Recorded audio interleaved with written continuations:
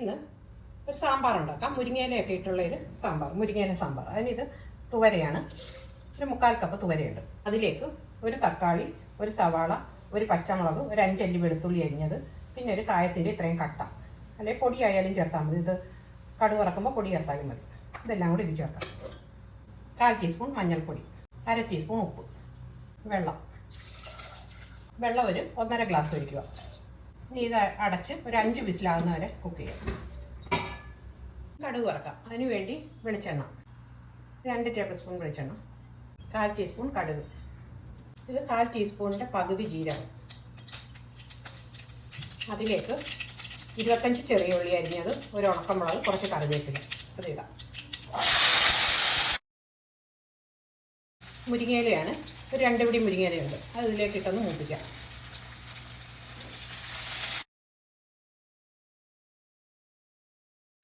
ഇത് 2 ടീസ്പൂൺ മുളക് പൊടി, 1 ടീസ്പൂൺ മല്ലിപ്പൊടി, ഒരു 1/4 ടീസ്പൂൺ മഞ്ഞൾപ്പൊടി, പിന്നെ 1/4 ടീസ്പൂണിൻ്റെ പകുതി ഉലുവ വറുത്ത് പൊടിച്ചത്, അത് ഇതിലേക്കിടാം.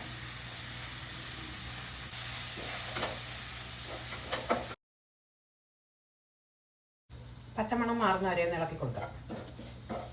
ഇത് പരിപ്പൊക്കെ വേവിച്ച് വെച്ചത്. ഇത് നല്ല വേവുള്ള പരിപ്പായതുകൊണ്ട് ഒരു 5 വിസിലടിച്ചത്. വേവ് കുറവാണെങ്കിൽ ഒരു 3 വിസിൽ മതി. ഇത് അതിലേക്ക് ഒഴിക്കാം.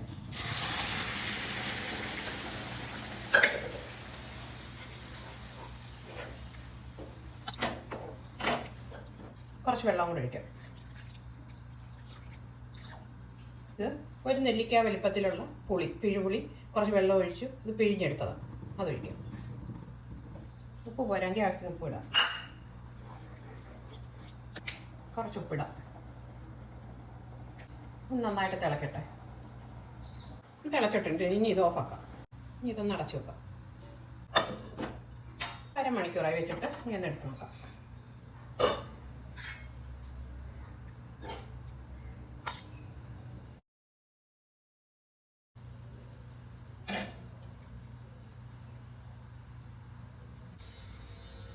വളരെ ഹെൽത്തി ആയിട്ടുള്ള മുരിങ്ങയില സാമ്പാർ.